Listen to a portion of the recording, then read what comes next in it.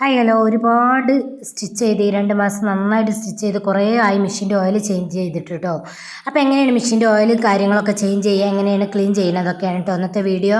കണ്ടല്ലോ, നന്നായിട്ട് ഇരപ്പുണ്ട് കേട്ടോ. കാരണം അതിൽ ഒത്തിരി മുത്തുകൾ, ഒത്തിരി സ്റ്റോണ്, പിന്നെ ഒരുപാട് സാധനങ്ങൾ അതിലുണ്ട് കേട്ടോ. കണ്ടല്ലോ, അത്രക്കും ഒരു കട്ടൻ ചായൻ്റെ നിറമൊക്കെ ആയിട്ടുണ്ട് ഓയിൽ. ഇത് ഞാൻ പർച്ചേസിങ് വീഡിയോ ഇട്ടപ്പം കണ്ടല്ലോ, അങ്ങനെ വാങ്ങിയൊരു ബ്രഷാണ് കേട്ടോ. കാര്യമായിട്ട് മെഷീൻ ക്ലീൻ ചെയ്യണം എന്നുള്ളൊരു കണ്ടീഷനിൽ വാങ്ങിയെടുത്തൊരു ബ്രഷാണ്.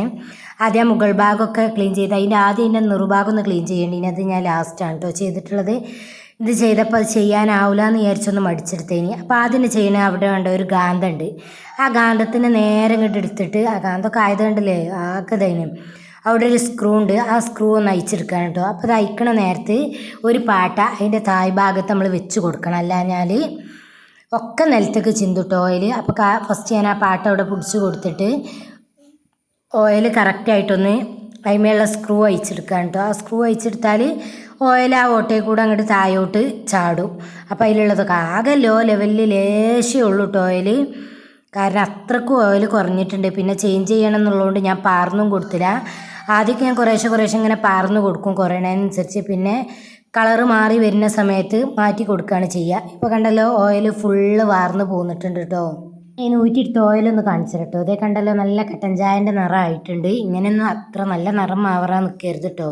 കാരണം മെഷീൻ്റെ ഉള്ളിൽ കളറ് പിടിക്കും, ഉള്ളിലേക്ക് സ്പ്രെഡായി പോണതൊക്കെ അതായിരിക്കും. അപ്പം നമുക്ക് ആകെ ബുദ്ധിമുട്ടാവും കേട്ടോ, ആകെ മെഷീൻ കേടരും. ഇനി നമ്മൾ ആ ബ്രഷ് വെച്ചിട്ട് ഫുള്ളായിട്ട് ക്ലീൻ ചെയ്യാൻ കേട്ടോ. അത് ആ ഗാന്ധാണ് കേട്ടോ. അതിൻ്റെ ഉള്ളിലുള്ള അതൊന്ന് മാറ്റി വെച്ചിട്ട് ഞാൻ എല്ലാ ഭാഗത്തുള്ള പൊടികളും കാര്യങ്ങളൊക്കെ പതിയെ ക്ലീൻ ചെയ്ത് ഇങ്ങനെ എടുക്കുകയാണ് കേട്ടോ. ഫുള്ള് തട്ടിയെടുക്കുന്നുണ്ട്.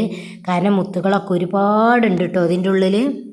അപ്പോൾ ഇതിൽ ഏറ്റവും നന്നായിട്ട് നമ്മൾ ക്ലീൻ ചെയ്യേണ്ട ഭാഗം നമ്മൾ സ്റ്റിച്ച് ചെയ്യണ ആ ഭാഗമാണ് കേട്ടോ. ആ സൂചിയൊക്കെ താന്ന് വരുന്ന ബോബിനും കേസും ആ ഭാഗം മുകൾ ഭാഗത്തുള്ള പല്ല് കാര്യങ്ങളൊക്കെ ക്ലീൻ ചെയ്യണം. അത് ഞാൻ ലാസ്റ്റാണ് ചെയ്തിട്ടുള്ളത് കേട്ടോ. ആദ്യം ഞാനത് മടിച്ച് നിന്ന് എല്ലാ ക്ലീനിങ്ങും കഴിഞ്ഞാലാണ് ചെയ്തിട്ടുള്ളത്. അപ്പോൾ ഇതിൻ്റെ ഉള്ളിൽ ഞാൻ നന്നായിട്ട് തിരിച്ച് കൊടുത്തിട്ടും ഇതാക്കിയിട്ടൊക്കെ നന്നായിട്ട് ക്ലീൻ ചെയ്ത് എനിക്ക് കിട്ടണോടത്തോളം ഞാൻ റെഡിയാക്കി എടുത്തിട്ടുണ്ട് കേട്ടോ. കാരണം അത്രക്കും പൊടിയും കാര്യങ്ങളും ഉണ്ട്. ഈ യൂണിഫോമിൻ്റെ സ്റ്റിച്ചിങ്ങും കാര്യങ്ങളും ഏകദേശം ഒന്ന് അവസാനിച്ചപ്പോഴാണ് കേട്ടോ ഞാൻ ഇതിനൊന്ന് ഒരുങ്ങിയിട്ടുള്ളത്. നല്ല ഹെവി ആയിട്ട് തന്നെ അതിൻ്റെ ഉള്ളിലൊക്കെ പൊടികളുണ്ടായിന് കേട്ടോ. പിന്നെ നെറു ക്ലീൻ ചെയ്തപ്പോൾ അതിലേറുണ്ടായിന് കേട്ടോ. അതിൻ്റെ പല്ലൊക്കെ കണ്ട് ആ ടീത്ത് ഉണ്ടല്ലോ അതൊക്കെ കണ്ട് അടഞ്ഞ് ഫുള്ളായിട്ടുണ്ടായിന്, അത്രക്കും ഉണ്ടായിന് കേട്ടോ. അതിൻ്റെയൊക്കെ ഉള്ളിൽ ഇത് നമ്മളിങ്ങനെ പതുക്കെ ചെയ്ത് ഓരോ സൈഡിൽ നിന്നും ചെയ്ത് അതിലുള്ള ഫുൾ കംപ്ലീറ്റ് നമ്മൾ ക്ലീൻ ചെയ്തെടുക്കണം. എന്നെങ്കിൽ മാത്രമേ മെഷീന് നല്ല സ്മൂത്തായിട്ട് നമുക്ക് സ്റ്റിച്ച് ചെയ്ത് പോകാൻ കഴിയുള്ളൂ കേട്ടോ. അപ്പോൾ ഇതിൻ്റെ ഉള്ളൊക്കെ നമ്മളൊന്ന് നന്നായിട്ട് തട്ടുകയാണ് കേട്ടോ. ഞാൻ സ്പീഡ് ലാപ്പിലിട്ടതാണ്, സ്പീഡിലിട്ട് കാണിക്കണം, നിങ്ങൾ നോക്കണ്ട.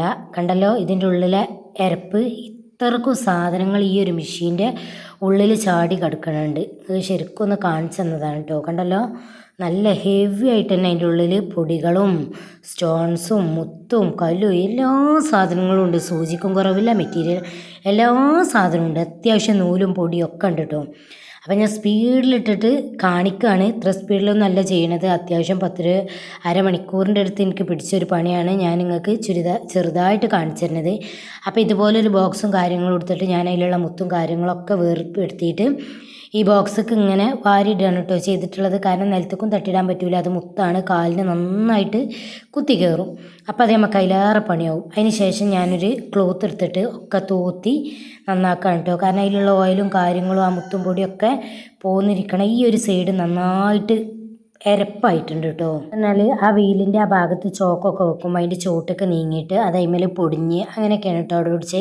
പിന്നെ ഇപ്പോൾ ഈ കാണിച്ചുന്ന ഈ ബ്ലാക്ക് കാണില്ല നെറ്റ്, അതിൻ്റെ ഉള്ളൊക്കെ ശരിക്കും നമ്മൾ ഈ എരപ്പായിട്ടുണ്ടെങ്കിൽ അതിൻ്റെ ഒരു 3 സ്ക്രൂ ഉണ്ട്. അത് കഴിച്ചെടുത്തിട്ട് ആ റബ്ബർ ബുഷ് എടുത്തിട്ട് അതൊന്ന് ഒരു ക്ലിപ്പാണ്, ആ ക്ലിപ്പ് ഇങ്ങോട്ട് വേറെടുത്തിട്ട് അതിൻ്റെ ഉള്ളൊക്കെ നന്നാക്കണം കേട്ടോ. കാരണം അത് ഓയിൽ പമ്പിങ്ങിൻ്റെതാണ്.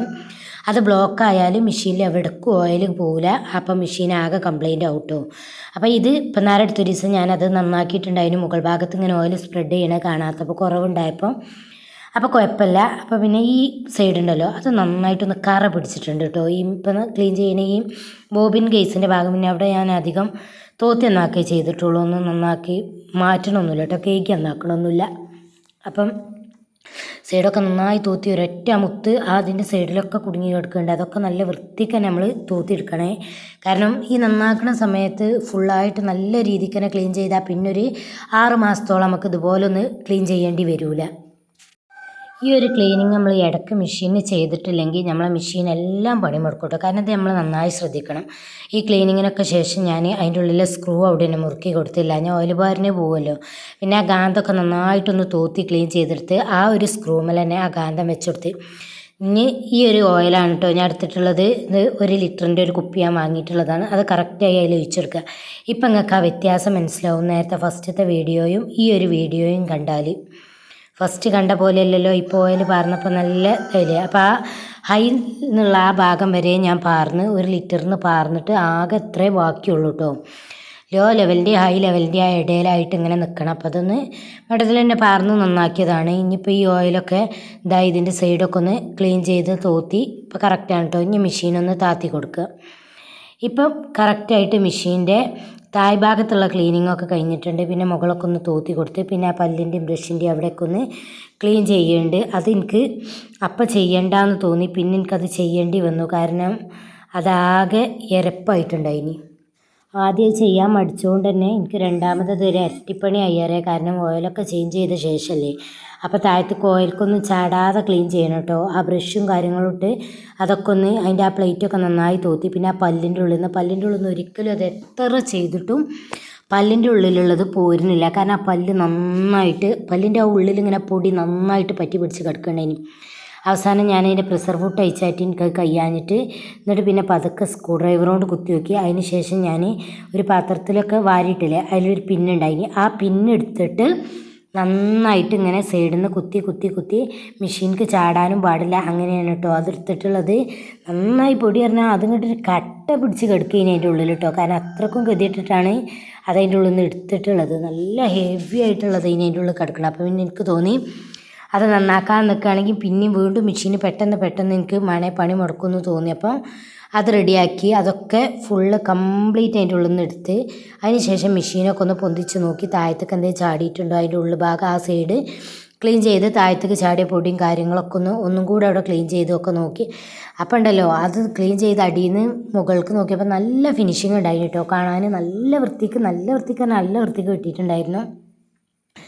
അപ്പോൾ അതൊക്കെ ക്ലീൻ ചെയ്ത് ആ സ്ക്രൂ ഒക്കെ അതേപോലെ തന്നെ യഥാസ്ഥാനത്ത് തന്നെ കുടുക്കി കൊടുക്കുകയാണ് കേട്ടോ ചെയ്തിട്ടുള്ളത്. അല്ലാഞ്ഞാൽ ആ പ്ലേറ്റ് റെഡിക്കല്ലെങ്കിൽ പിന്നെ അതും നമ്മളെ സ്റ്റിച്ചിങ്ങിനെ ബാധിക്കും. നമ്മൾ മെഷീൻ്റെ എവിടെ ഊരുകയാണെങ്കിലും സ്ക്രൂ ഊരുകയാണെങ്കിലും അതൊക്കെ കംപ്ലീറ്റ് ക്ലിയർ ചെയ്ത് റെഡിയാക്കി തന്നെ കൊടുക്കണേ. അങ്ങനെ എല്ലാ ക്ലീനിങ്ങും കാര്യങ്ങളൊക്കെ കഴിഞ്ഞ് ഇപ്പോൾ മെഷീൻ അടിപൊളിയായിട്ടുണ്ട്, നല്ല സ്മൂത്തായിട്ടുണ്ട്. അപ്പോൾ ഇതുപോലെ മെഷീനൊക്കെ എല്ലാവരും അവനവൻ്റെ മെഷീനൊക്കെ ഇടയ്ക്കിടയ്ക്കൊന്ന് ചെക്ക് ചെയ്യുക, ക്ലീൻ ചെയ്യുക. താഴ്ഭാഗത്തൊക്കെ നന്നായിട്ട് പൊടിയും കാര്യങ്ങളൊക്കെ ഉണ്ടാവും. അതൊക്കെ ക്ലീൻ ചെയ്ത് റെഡിയാക്കിയിട്ടില്ലെങ്കിൽ നമുക്ക് മെഷീൻ്റെ ലാസ്റ്റിങ് കുറയും, മെഷീന് കംപ്ലൈൻറ്റ് വരും, പെട്ടെന്ന് തന്നെ മെഷീനാകെ പിടുത്തം വിട്ട് പോകും. അപ്പം ഈ വീഡിയോ ഇഷ്ടപ്പെട്ടെങ്കിൽ ലൈക്ക് ചെയ്യുക, ഷെയർ ചെയ്യുക, കമൻറ്റ് ചെയ്യുക. ഇത് കണ്ട പോലെ തന്നെ നിങ്ങൾക്ക്